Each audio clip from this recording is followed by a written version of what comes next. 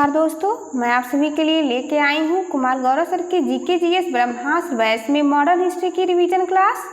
यदि आप चैनल पर नए हो तो चैनल को सब्सक्राइब अवश्य करें ताकि आपको नोटिफिकेशन मिलता रहे। ब्रह्मास्त्र बैच में मॉडर्न हिस्ट्री की क्लास 6 का हम रिवीजन करेंगे और आज की हमारी प्रमुख टॉपिक होगी गवर्नर जनरल और वायसराय। गवर्नर जनरल और वायसराय ये टॉपिक आपके 2 वीडियो में कंप्लीट हो जाएगी और इससे एग्जाम में क्वेश्चन अवश्य पूछे जाते हैं, चाहे वो कोई भी एग्जाम हो। इन 2 वीडियो को यदि आप अच्छे से देख के तैयार कर लेते हैं तो आपका एक भी क्वेश्चन इससे बाहर नहीं जाएगा, तो इसलिए आप इसे ध्यान से पढ़िएगा। 1757 में प्लासी का युद्ध होता है और उस वक्त पद होता है बंगाल का गवर्नर का। बंगाल का गवर्नर का पद 1773 के रेगुलेटिंग एक्ट के द्वारा बंगाल का गवर्नर जनरल बना दिया जाता है। फिर होता है 1833 का एक्ट। इसके द्वारा बंगाल के गवर्नर जनरल को भारत का गवर्नर जनरल बना दिया जाता है। याद रखेंगे आप, 1757 में बंगाल का गवर्नर का पद होता है और यह 1773 के रेगुलेटिंग एक्ट के द्वारा बंगाल के गवर्नर को बंगाल का गवर्नर जनरल बना दिया जाता है और 1833 के एक्ट के द्वारा बंगाल के गवर्नर जनरल को भारत का गवर्नर जनरल बना दिया जाता है। फिर होता है 1857 में क्रांति और उसके उपरांत 1858 में गवर्नमेंट ऑफ इंडिया का एक्ट आता है। इसके तहत भारत के गवर्नर जनरल को भारत का वायसराय बना दिया जाता है। नोट पॉइंट में देखते हैं, ये बेहद ही इम्पॉर्टेंट है, एक भी पॉइंट आपको मिस नहीं करना है, सबको बेहद ध्यान से देखिएगा। 1757 में बंगाल का फर्स्ट गवर्नर क्लाइव को बनाया जाता है।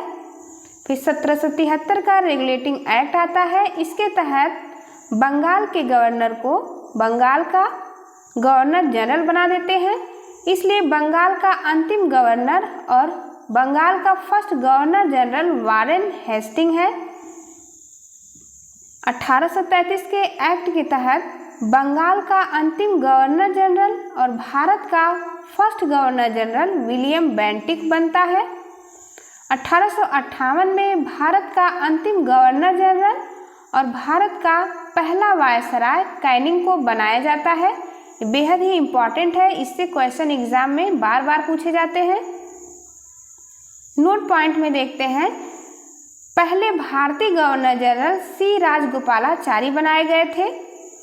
बंगाल के गवर्नर देखते हैं, इसके प्रमुख बिंदु। सबसे पहले बंगाल का गवर्नर बना रॉबर्ट क्लाइव। 1857 के प्लासी के युद्ध लड़ने वाला यह पहला गवर्नर जनरल रॉबर्ट क्लाइव था, जो कि 1857 का प्लासी का युद्ध लड़ा था। इसका कार्यकाल 2 बार रहा, 1757 से लेकर के 60 तक, फिर 1765 से लेकर के 67 तक इसका कार्यकाल रहा। और इसके कार्यकाल में इलाहाबाद की संधि होती है, यानी कि रॉबर्ट क्लाइव के नेतृत्व में इलाहाबाद की संधि होती है। यह संधि होती है 1765 में। बंगाल में द्वैत शासन की शुरुआत क्लाइव ने ही की थी। बंगाल का पहला गवर्नर था क्लाइव। क्लाइव को 1757 ईस्वी में ईस्ट इंडिया कंपनी ने बंगाल का गवर्नर नियुक्त किया था। आगे देखते हैं, इसने अवध के नवाब शुजा-उद-दौला तथा मुगल बादशाह शाह आलम द्वितीय के साथ 1765 ईस्वी में इलाहाबाद की संधि की तथा बंगाल में द्वैत शासन की स्थापना की। क्लाइव ने कंपनी के कर्मचारियों द्वारा उपहार लेने पर रोक लगा दी थी। आगे कार्यकाल आता है हॉलवेल का 1760 में। हॉलवेल के कार्यकाल के समय इसने ब्लैक होल की घटना का वर्णन किया था। 1756 की घटना है ब्लैक होल। बंगाल का नवाब था उस वक्त सिराजुद्दौला, जो कि आपको पता है बंगाल को स्वतंत्र किया था मुर्शीद कुली खां और ये अपनी राजधानी बनाता है मुर्शिदाबाद। उसके बाद बंगाल का नवाब बनता है अलीवर्दी। अलीवर्दी के बाद आता है सिराजुद्दौला और सिराजुद्दौला के काल में ही 1757 में प्लासी का युद्ध होता है, जिसमें सिराजुद्दौला हार जाता है। ऐसा कहा जाता है हॉलवेल के द्वारा कि सिराजुद्दौला ने 146 अंग्रेजों को एक अंधेरे कोठरी में बंद कर दिया था और जब उस कोठरी को खोला गया तो 123 अंग्रेजों की मृत्यु हो चुकी थी, मात्र 23 ही जिंदा बचे हुए थे। इस घटना को ब्लैक होल कहा जाता है, पर यह सत्य घटना नहीं मानी जाती है। ऐसा कहा जाता है कि हालवेल ने झूठ बोला है। आगे कार्यकाल है वेसिटार्ड का। इसका कार्यकाल था 1760 से लेकर के 1765 ईस्वी का। ये था बंगाल का गवर्नर। इसके समय में प्रसिद्ध बक्सर का युद्ध हुआ था। 1764 में बक्सर का युद्ध हुआ, जिसमें East India Company versus Awadh Bengal Mughal, जो कि शाह आलम सेकेंड था। इसमें ये रीजनल क्षेत्र हार जाते हैं और विजेता होता है ईस्ट इंडिया कंपनी, जिसका नेतृत्व कर रहा था हेक्टर मुनरो।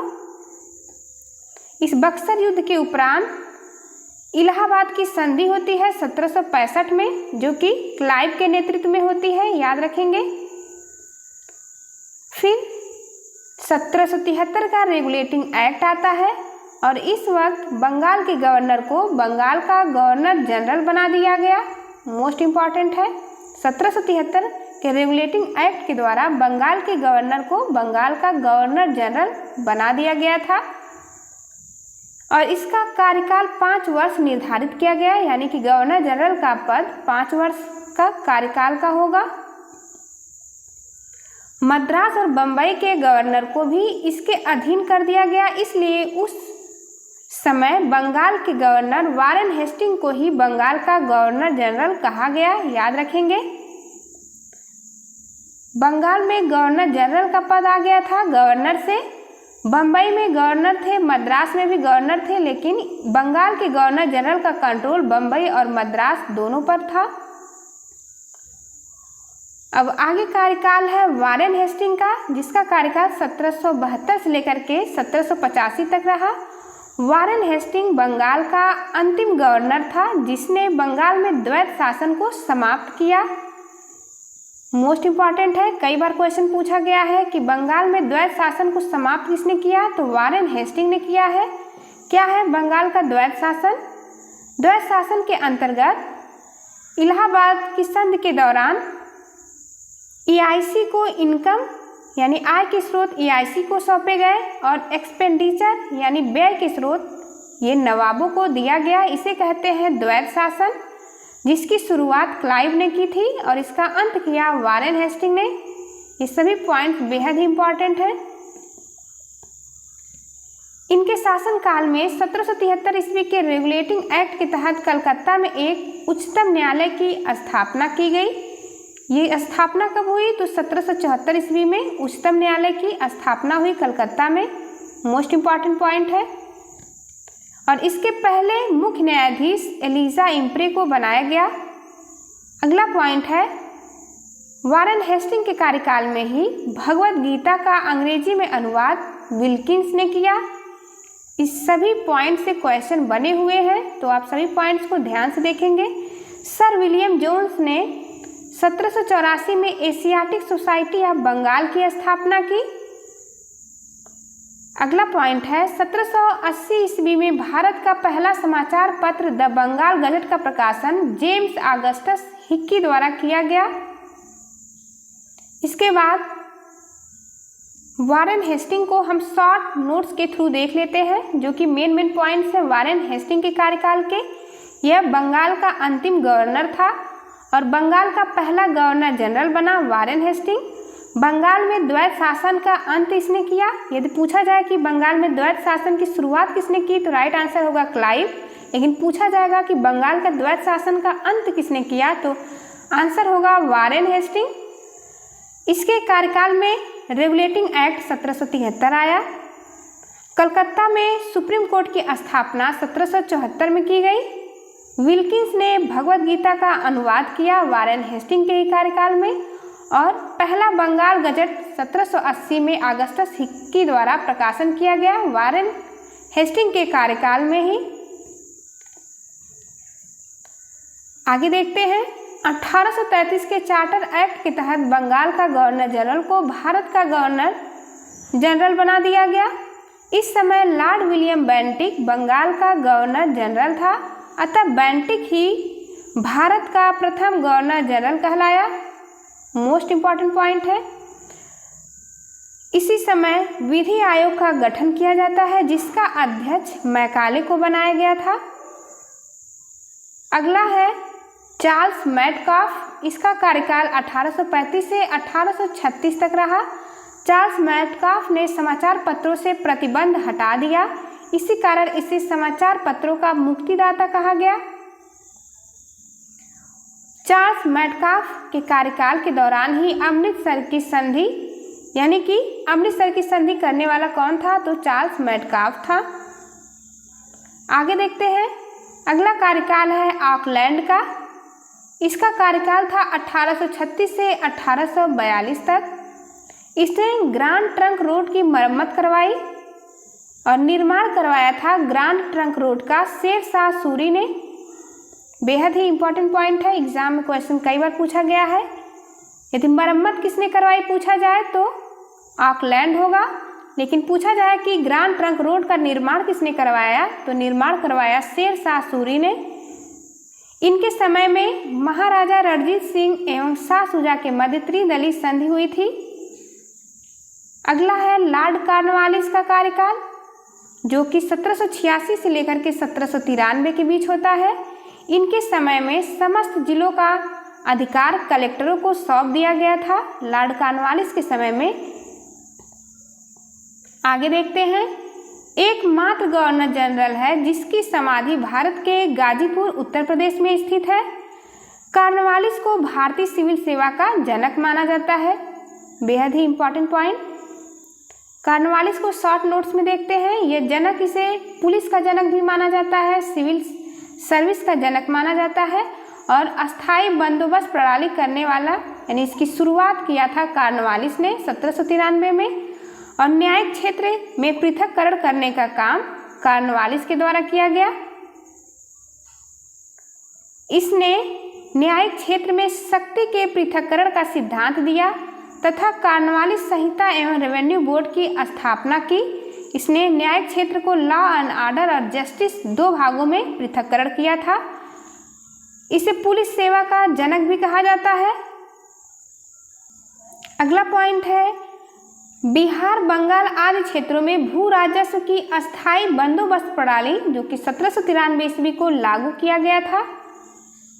कई बार ये क्वेश्चन पूछा जाता है किसने लागू किया, तो लॉर्ड कॉर्नवालिस ने लागू किया।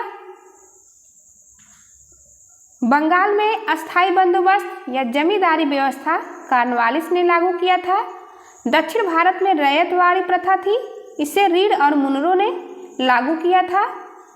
नॉर्थ वेस्ट में महलवाड़ी प्रथा थी, इसे लागू किया था हॉल्ट मैकेंजी ने, याद रखेंगे महलवाड़ी। अगला कार्यकाल है वेलेस्ली का। 1798 से लेकर के 1805 ईस्वी तक इसका कार्यकाल होता है। भारत में सहायक संधि का जनक वेलेस्ली को माना जाता है, यह याद रखिएगा। भारत में सहायक संधि का जनक वेलेस्ली है, लेकिन सहायक संधि की शुरुआत किसने की, तो इसकी शुरुआत डुप्ले ने किया था। यदि क्वेश्चन पूछा जाए भारत में सहायक संधि का जनक कौन है, तो ये राइट आंसर होगा वेलेस्ली। इसने निम्नलिखित रियासतों के साथ सहायक संधि की थी, इसमें कि आपको सबसे पहले याद रखना है हैदराबाद को, ये इम्पॉर्टेंट है। हैदराबाद के साथ सहायक संधि हुई थी 1798 ईस्वी में, सबसे पहली सहायक संधि। फिर मैसूर भी इम्पॉर्टेंट है, इसे भी याद रखना है। मैसूर की सहायक संधि हुई थी 1799 ईस्वी में। फिर हुआ तंजौर की 1799 में ही। फिर अवध भी इम्पॉर्टेंट है, अवध से सहायक संधि हुई थी 1801 में और पेशवा से हुआ था 1802 में। इसके ही समय में फोर्ट विलियम कॉलेज की स्थापना की गई थी। Most important topic. वह स्वयं को बंगाल का शेर कहता था। इसके समय में चतुर्थ आंग्ल मैसूर युद्ध 1799 ईस्वी में हुआ था, इसे आपको याद रखना है। नोट पॉइंट में देखते हैं, टीपू सुल्तान का निधन हो जाता है और पूर्व का साम्राज्य मेरे कदमों में, इसके द्वारा ही कहा गया था। फिर कार्यकाल आगे आता है लॉर्ड मिंटो का। लॉर्ड मिंटो प्रथम का कार्यकाल देखते हैं। यह 1807 से 1813 ईस्वी तक रहा। इनके कार्यकाल में 1813 का चार्टर एक्ट पारित होता है और शिक्षा के लिए पहली बार 1 लाख रुपए की व्यवस्था की जाती है। अगला पॉइंट है महाराजा रणजीत सिंह के साथ प्रसिद्ध अमृतसर की संधि 1809 ईस्वी में हुई थी, इसी के कार्यकाल में। अगला कार्यकाल है लॉर्ड हेस्टिंग का 1813 से लेकर के 1823 ईस्वी तक। इन्हीं के समय में 1822 ईस्वी में बंगाल के काश्तकारी अधिनियम को लागू किया गया था। यानी क्वेश्चन कई बार पूछा गया है कि बंगाल में काश्तकारी अधिनियम को लागू किसके शासनकाल में किया गया, तो लॉर्ड हेस्टिंग के। यह 2 बार बंगाल का गवर्नर जनरल बना। अगला कार्यकाल था लॉर्ड एमहर्स्ट का 1823 से 1828 तक ये रहा।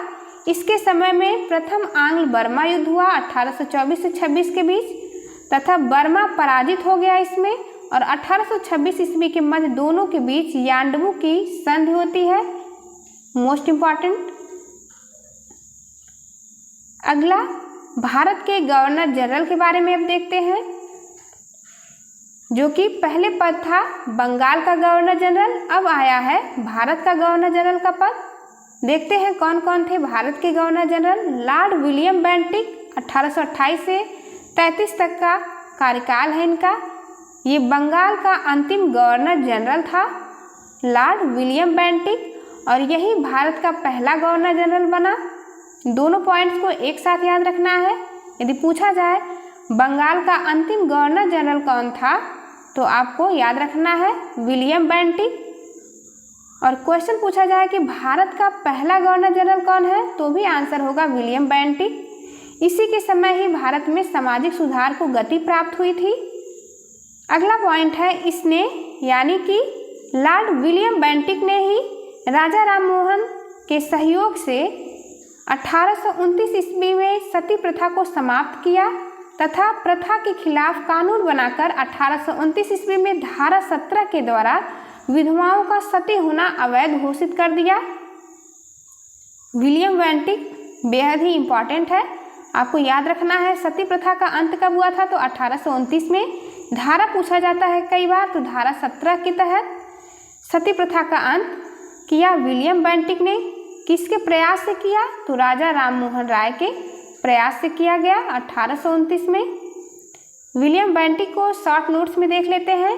यह बंगाल का अंतिम गवर्नर जनरल और भारत का फर्स्ट गवर्नर जनरल है।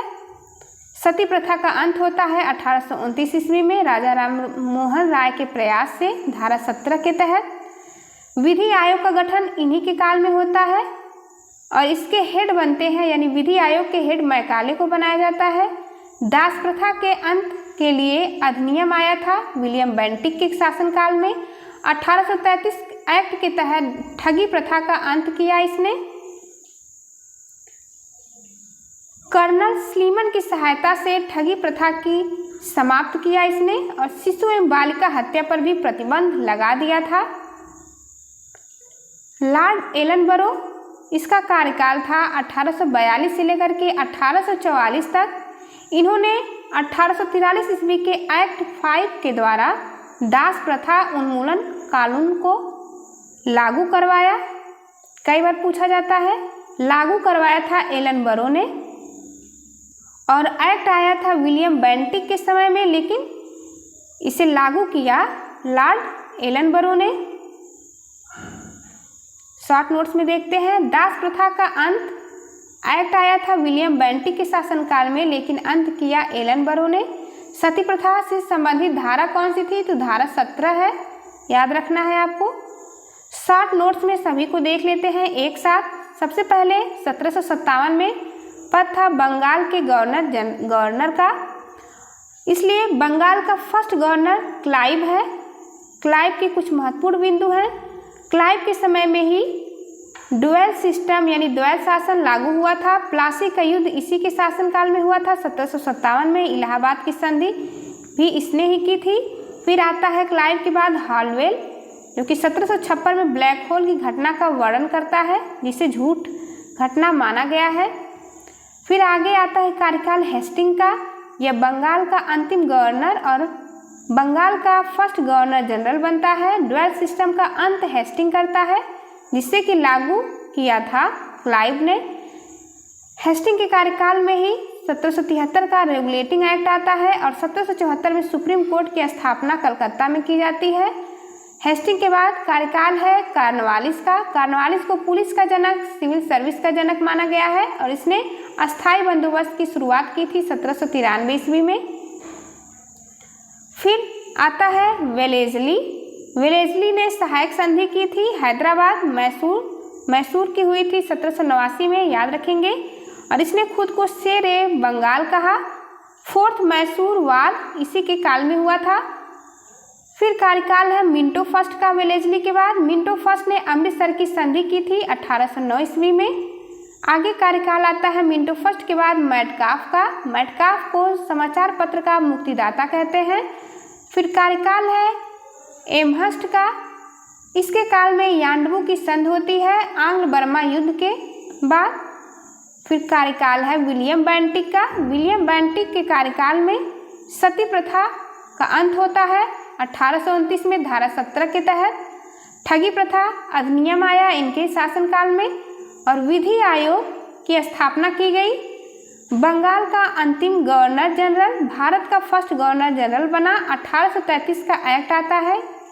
आगे हम डलहौजी से स्टार्ट करेंगे अगली वीडियो में। Thank you for watching. चलिए मिलते हैं आपसे अगली वीडियो में, तब तक के लिए नमस्कार।